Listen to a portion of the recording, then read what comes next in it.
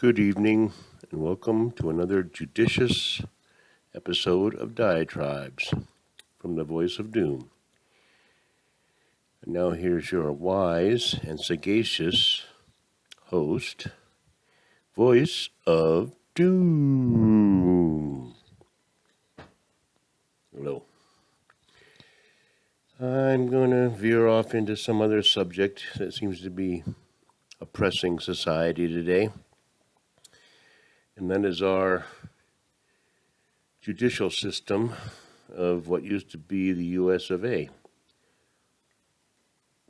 Because I've noticed some strange things, and everybody sees it. They don't want to articulate it because they'll be banned. But trials.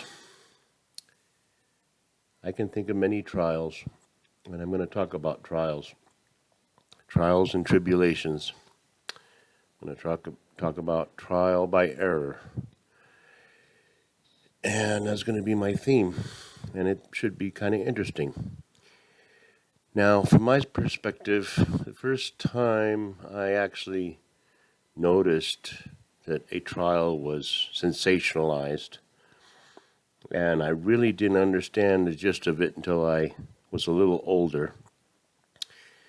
But it was the Manson Sharon Tate murder trial, and that was in the news like every day, and it was big. It was a big deal, and it was a bigger deal than they even thought, because it represented a culture shift. It represented a culmination of mistakes. I could go into the socio-political ramifications of having a Manson family in the first place, to what led up to it, and I will do an in-depth thing if I have time. But it was a culmination of the hippie era, and it was an ugly culmination, and people should take heed from what the love generation begat,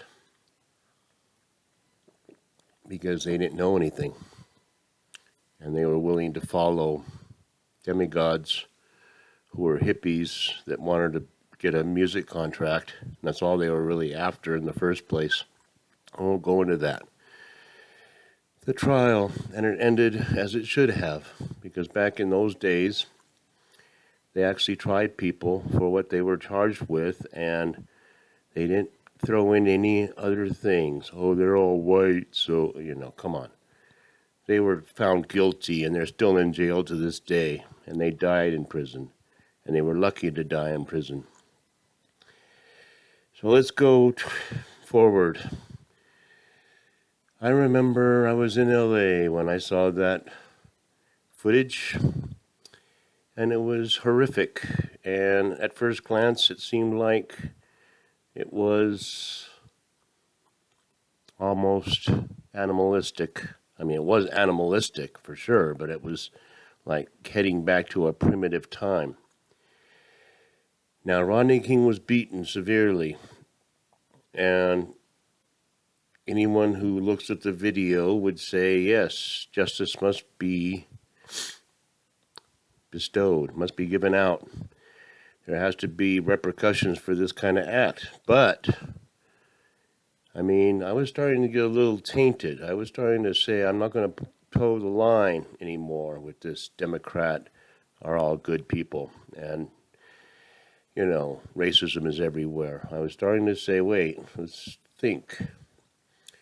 And the more I saw the evidence, the real evidence, the more I thought, well, there's shades of gray in this whole trial with these police officers. They beat the guy down, but he, I could be banned for even saying this, but he kept getting up, okay? I don't know. I wasn't there. I just know there was enough gray area to say that they did what was within the confines of their training, what they're allowed to do. And we all know what happened. They were found not guilty because of the gray area, and all hell broke loose, and the whole fucking city burned down from a trial. And racism was a big part of it. They embedded racism into that whole thing because the guy getting beaten was black and they were all white cops. Okay, that's pretty slow, like my kid says, low-hanging fruit. And the city burned down. Okay, they were retried, they got sentences and whatever. Everything was made right. And yet these trials go on, and the high profile trials always end up having race at the core. Now we have a rich guy who happens to be African American, and he happens to be famous, and he's on trial. And even then, it doesn't matter how much money you have or how famous you are. If you have a certain color skin, you are not going to get a fair shake. Even if you have the top 5 lawyers in the United States fighting on your behalf, you're not going to get a fair shake. So what happened is he got a trial that went on forever, and it was everyday news for a year. And the jury had gone in to the trial, and they were sat, and they were, sequestered as a jury. At that time, they knew exactly how they were going to judge the case. They knew right at the beginning what they were going to do. So the whole year was a waste of time. They could have done it in 5 minutes. But I'll say one thing, and I didn't watch the trial every day like everybody else, Larry King and his idiocy. There was enough evidence to muddy the waters, and Barry Scheck was probably the best guy there. That's what I know from, looking into it more in detail and stuff, because he really muddied the waters with the DNA and the blood. And he really made it like, well, maybe there is a way to find this guy not guilty. Everybody knew he was guilty, and he got off, and we were stunned, and we were stunned in tribes.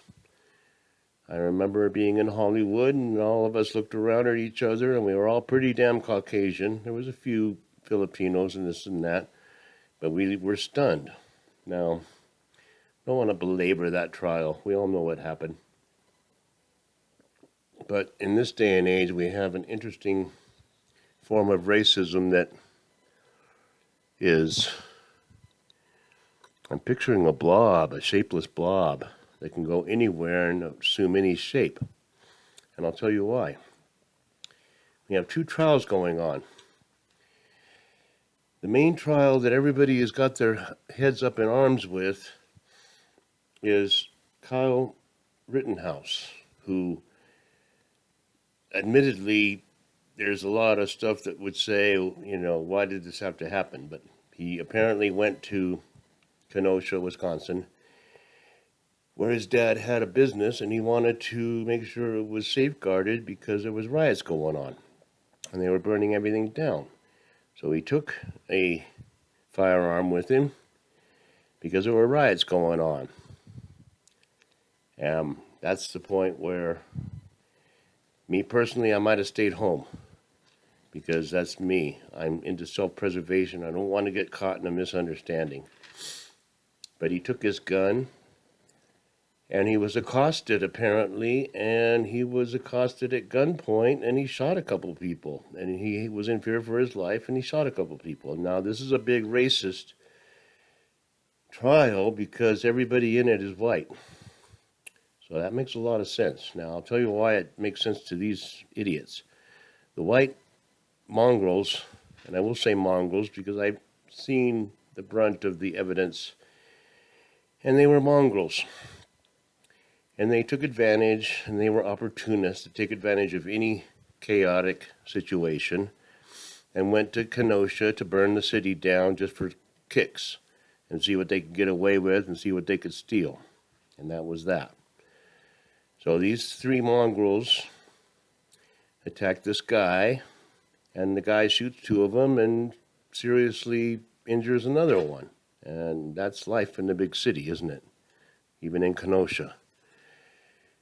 So it's a racist issue because they were proxies for the BLM, Antifa, everybody's oppressed, black people will never make it in this country, ever, never.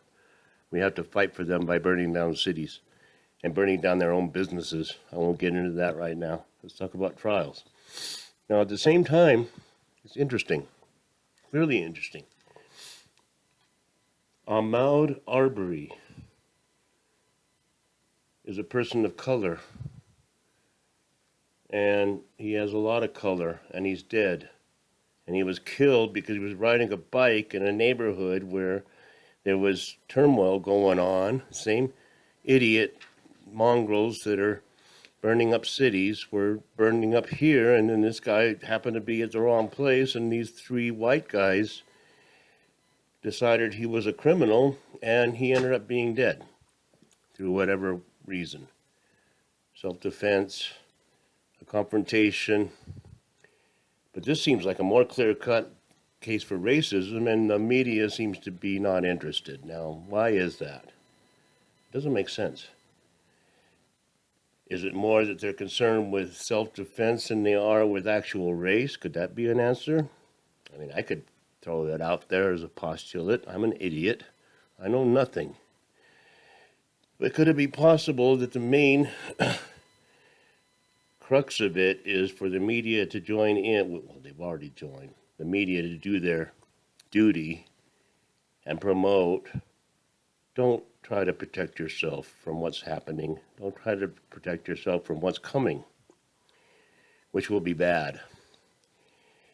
So there you have it. It's a pretty good diatribe because I kind of went through some history of some trials, and I got you some stuff you may not have known or may not have thought of. And the question is why?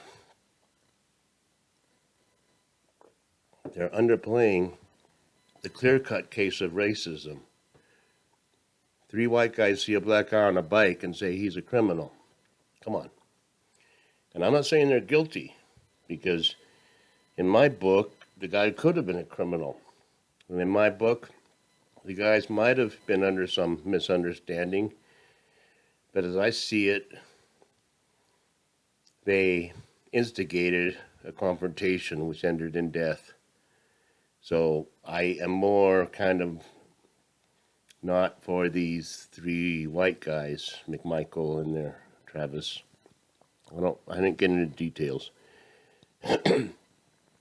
And if they get off, there may be riots, but if this white guy gets off for killing two other white guys and there's race riots, it's kind of like things are getting a little discombobulated.